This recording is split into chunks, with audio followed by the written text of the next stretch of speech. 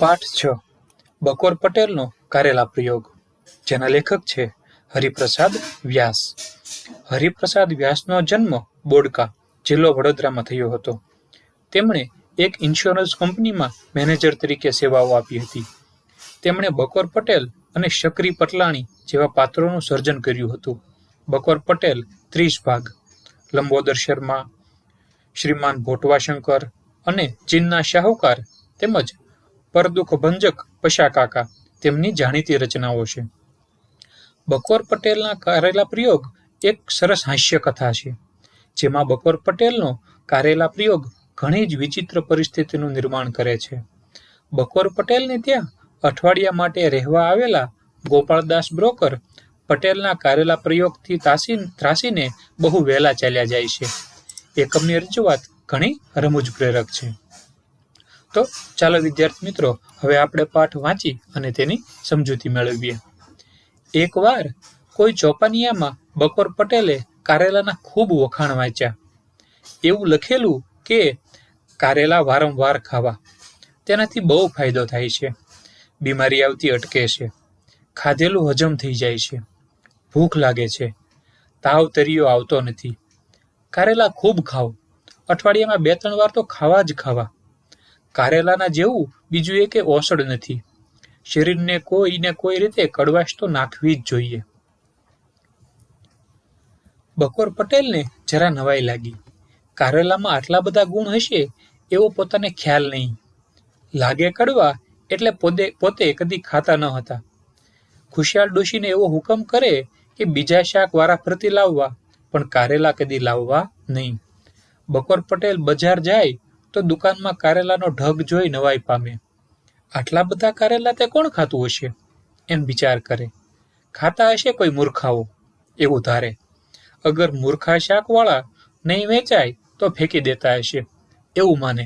તો આ 2 પેરેગ્રાફમાં આપણે જોયું કે આપણને બકોર પટેલની વિશે વર્ણન કરવામાં આવ્યું છે કે એક વખત તે ચોપાનિયા એટલે જેનો મતલબ તમને અહીંયા શબ્દાર્થો તમે જોશો તો આપેલો છે. ચોપાનિયાનો અર્થ શું થાય એ આપણે જોઈએ. જો ચોપાનિયું એટલે 2-5 પાનાનું પતાકડું.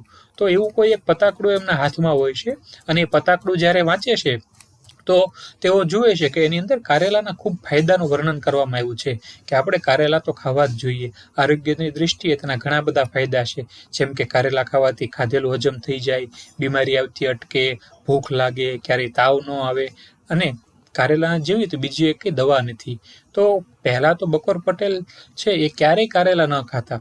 બીજા લોકો કારેલા ખાતા તો એમને પણ તે મૂર્ખા ગણતા કે ભાઈ કારેલા તો કોઈ ખાતા હશે.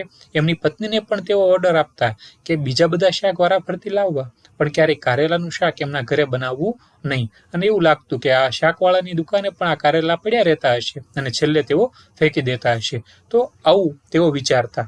પણ હવે એનામાં થોડું પરિવર્તન આવે છે. જ્યારે ચોપાનિયામાં કારેલાના આટલા બધા ફાયદા વિશે વાંચે છે તો તેમનું મન બદલાય છે. જોઈએ શું થાય છે આગળ. પણ આ લખાણ વાંચી તે વિચારમાં પડી ગયા. મનમાં થયું કે આજ સુધી તો આ ફાયદાની વાતની ખબર જ પડી નહીં. ચાલો ત્યારે હવે આપણે પણ કારેલા ખાવાનું શરૂ કરો. તે દિવસે તેમણે કારેલા જ મંગાવ્યા, ખાધા. કોણ જાણે કેમ આજે તેમને બહુ ભાવ્યા. બીજા દાડે મંગાવ્યા, ખૂબ ખાધા. એમને એમ પટેલનો કારેલા ખાવાનો શોખ વધતો ગયો ને તેઓ જાણે કારેલા લટ્ટુ બની ગયા. મેથી વગેરે બીજી કડવી ચીજો પણ વધારે ખાવા લાગ્યા. હવે એનામાં વ્યક્તિત્વમાં પરિવર્તન આવે છે, અને જે વ્યક્તિએ આજ સુધી ક્યારેય પણ કારેલું નહોતું ખાધું એ હવે રોજ કારેલા મગાવવાનું શરૂ કરે છે અને રોજ કારેલા ખાવા માંડે છે. એક દિવસ પટેલ ઓસરીમાં બેઠા હતા. તે વખતે ટપાલીએ ટપાલ નાખી. ટપાલ સાહેબ. પટેલે પરબીડિયું ઉપાડી લીધું અને ફોડ્યું. ગોપાળદાસ 1 અઠવાડિયું રહેવા આવવાના હતા. તો એક દિવસ તેઓ બેઠા હોય છે અને જુએ છે કે અચાનક ટપાલ આવે છે. અને ટપાલની અંદર શું હોય છે તો ગોપાળદાસ જાણ કરે છે કે તેઓ 1 અઠવાડિયા સુધી તેમના ઘરે મહેમાન બની અને રહેવા માટે આવવાના છે. ટપાલીનો અવાજ સાંભળી શકરી પટલાણી બહાર આવ્યા. તો આ વાર્તાના મુખ્ય 2 પાત્રો છે, યાદ રાખજો, બરોબર. પહેલા તો પટેલ અને તેમની પત્ની છે, એનું નામ છે શકરી પટલાણી. તો તેઓ બહાર આવ્યા અને પૂછે છે, કોનો કાગળ છે? તો જવાબ આપે છે, પુનાથી ગોપાળદાસનો. ખુશી આનંદનો કે પછી પધારવાના છે તેવણ મુરબ્બી? અઠવાડિયું આવવાના છે. ત્યારે તો રોજ કંઈક ને કંઈક મીઠાઈ લાવવી પડશે. આજે શ્રીખંડ તો કાલે બાસુંદી, ત્રીજા દિવસે વળી બરફી તો ચોથે દિવસે દૂધપાક. ગોપાળદાસને તો રોજ કંઈક મિષ્ટાન જોઈએ જ છે. તો આ મહેમાનથી તેઓ પરિચિત હશે. ગોપાળદાસ અગાઉ પણ એમના ઘરે આવતા હશે, એટલે એમને બહુ સારી રીતે ખબર છે કે આ ગોપાળદાસ હવે ઘરે મહેમાન બનીને આવે છે, તો મહેમાન માટે તો રોજ ને રોજ કંઈક ને કંઈક નવું મિષ્ટાન લાવવું પડશે, મીઠાઈ લાવવી પડશે. શકરી પટલાણીની વાત સાચી હતી. ગોપાળદાસ મીઠાઈના ભારે શોખીન. રોજ કંઈક ગળ્યું જમવાની ટેવ. કંઈ ના હોય તો છેવટે બજારમાંથી જલેબી મંગાવે. તેઓ બકોર પટેલને ત્યાં આવે ત્યારે પટેલ સમજી જ જાય. શકરી પટલાણીને કહી જ રાખ્યું હોય, રોજ ઘેર મિષ્ટાન બનાવે, અગર બજારમાંથી તૈયાર આણે. તો એમનો નિત્ય ક્રમ છે કે જ્યારે આ ગોપાળદાસ છે મહેમાન બનીને આવે તો ફરજિયાત કંઈક ને કંઈક એમને માટે મિષ્ટાન લાવવાનું જ. અને પટલાણીને પણ ખબર, એટલે જ્યારે પણ એ આવવાના હોય એટલે બધી મિષ્ટાન કંઈક ને કંઈક તૈયાર જ હોય. અને જો ન હોય તો બજારમાંથી લઈ આવે, પણ મિષ્ટાન તો ફરજિયાત એમને જમાડવાનું જ. શકરી પટલાણીએ પૂછ્યું, ગોપાળદાસ ક્યારે આવવાના છે? તો જવાબ આપે છે, કાલે. વાંધો નહીં, કાલે શ્રીખંડ મંગાવીશું. પરમ દિવસે ગુડી પડવો છે, તો તે દિવસે કંસારને ઘી જમાડશું. પટેલ ચમકી ગયા. નહીં નહીં નહીં નહીં નહીં, તેઓ બોલ્યા. ગળપણ ફળપણ તો ઘરમાં ના જ જોઈએ. ગળપણથી જ તબિયતને નુકસાન થાય છે ને. તો શું મહેમાનોને તમારે કારેલા કડવાટના પ્રયોગનો સ્વાદ ચખાડવો છે? પટલાણી કહે છે કે હવે કાલે મહેમાન આવવાના છે, તો આપણે એને શ્રીખંડ જમાડશું, ગુડી પડવાના દિવસે કંસાર અને ઘી જમાડશું. પણ પટેલ ચમકીને ચોખ્ખી ના પાડી દે છે કે નહીં નહીં નહીં નહીં, ઘરમાં ગળપણ કે મીઠાઈ તો ન જ જોઈએ. ગળપણથી જ તબિયતને નુકસાન થાય છે. તો પાછા એમના પત્ની છે કહે છે કે શું, તો તમારે પાછા મહેમાનને કારેલા ખવડાવવા છે? પટેલ તો સવાર સાંજ બંને વાર કારેલાનું શાક ભર પેટ ખાય. કારેલા મીઠું દઈને નીચોવવા પણ દે નહીં. નીચોવ્યા વગરના કારેલાનું શાક એટલે નર્યો કડવાટ. કોઈ વાર કારેલાના રવૈયા, દાળમાં સમારેલા કારેલા અને ખાસો ચમચો ભરીને કડવી મેથીનો વઘાર. કોઈ વાર રીંગણ અને મેથીની ભાજીનું શાક. અથાણાની ઋતુમાં મેથીનું અથાણું અને ખાસ તૈયાર કરાવેલું. ભોજન સાથે તે પણ ઉડાવે. તો આ ફકરો દર્શાવે છે કે હવે એમના જીવનમાં કારેલો છે કઈ રીતે રૂટીન બની જાય છે. જે વ્યક્તિ એક દિવસ પણ ક્યારેય કારેલું ન ખાતા, એ તો હવે સવાર સાંજ બંને ટાઈમ કારેલાનું શાક, અને એ પણ કારેલા નીચોવા પણ ન દે, જેથી કરીને એની કડવાશ બિલકુલ ન જતી રહે. તો નર્યો કડવાટ જ ખાય છે.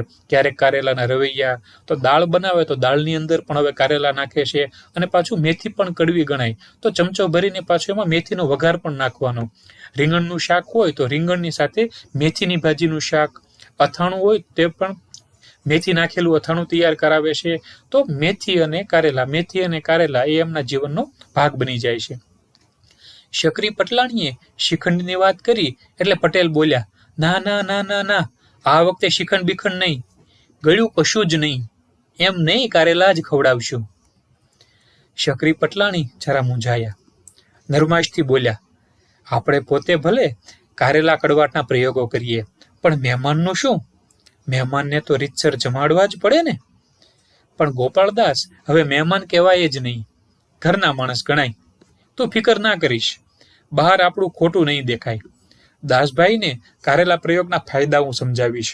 જોજે તો ખરી, એ પણ મારી પેઠે કારેલા પ્રયોગ શરૂ ના કરી દે તો મને કહેજે.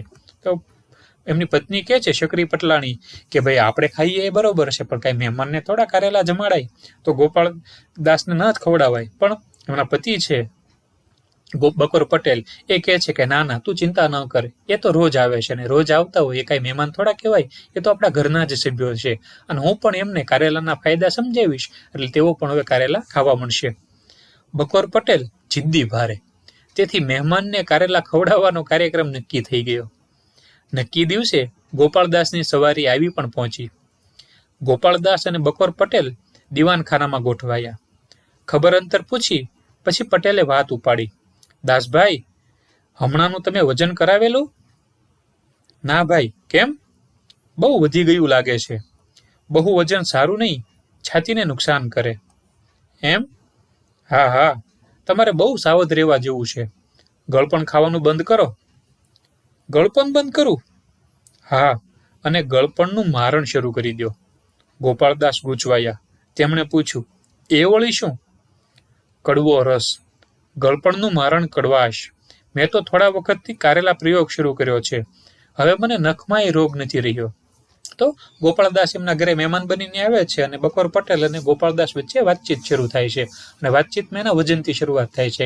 એ કહે છે કે તમારું વજન હમણાં બહુ વધી ગયું છે, તો તમે પણ હવે મીઠાઈ ગળપણ ખાવાનું બંધ કરો અને મારી જેમ કારેલાના પ્રયોગ શરૂ કરો. તો કે છે, કારેલા પ્રયોગ?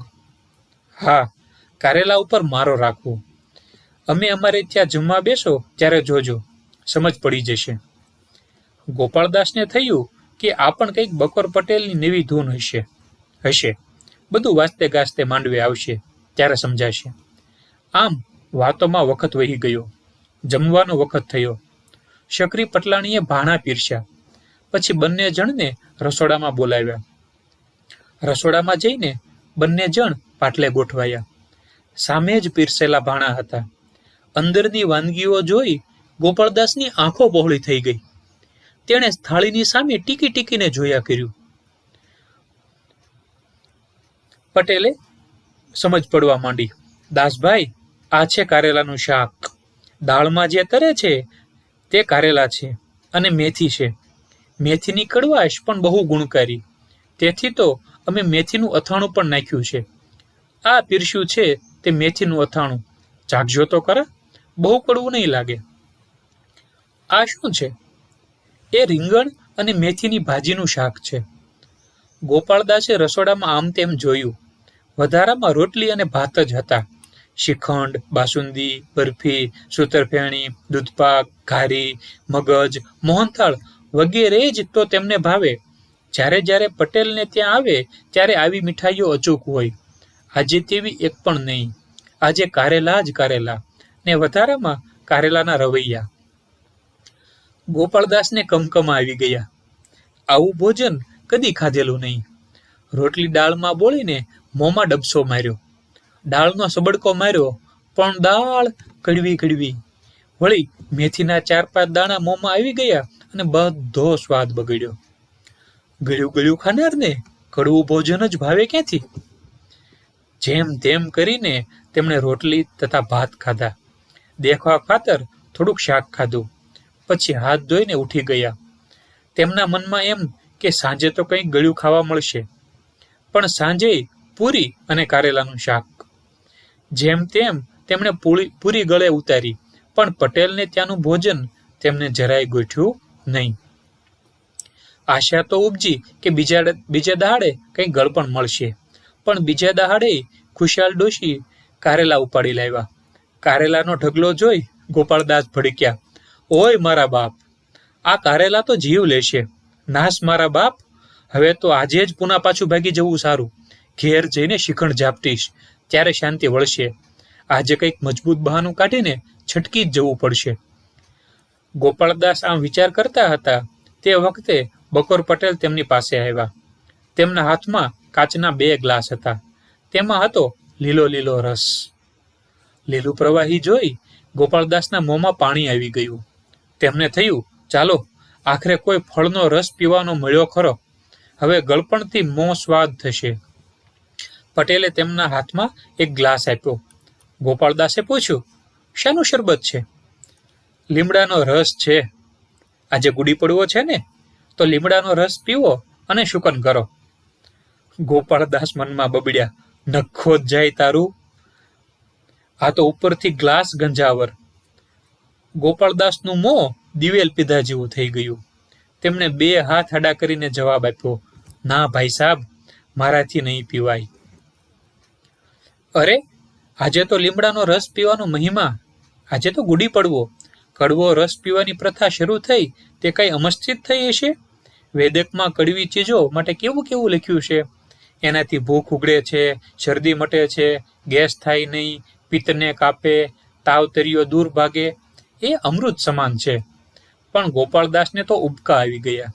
તેમણે રસ ના આપી દો ને થોડી વારે અચાનક તાળી પાડીને તેઓ બોલી ઉઠ્યા, પટેલ સાહેબ, મુદ્દાની વાત તો ભૂલી ગયો. કઈ? મારે ત્યાં કલકત્તાથી મહેમાન આવવાના છે. અરર, હું તો ભૂલી જ ગયો અને અહીં આવી પડ્યો. ગોપાળદાસે વાત જોડી કાઢી. પટેલે પૂછ્યું, ક્યારે આવવાના છે? કાલે સવારે. હમણાં જ નીકળવું પડશે મારે. ગોપાળદાસે જવાની તૈયારી કરી. પટેલ કહે, પણ જમીને જજો. ના ના, વખત જ ક્યાં છે, ફરી આવીશ ત્યારે જમીશ. ગોપાળદાસે કપડાં પહેર્યા, પછી બેગ લઈ તરત વિદાય થયા, ભાગ્યા. શકરી પટલાણી કહેવા લાગ્યા, તમે કઈ સમજ્યા શેઠિયાજી? સાવ ખોટું બહાનું કાઢ્યું લાગે છે. એ તો તમારા કારેલા પ્રયોગના હાથ જોડ્યા હોય નહીં. કડવો રસ્તો. શકરી પટલાણી પણ ટપ રસોડે ભાગ્યા.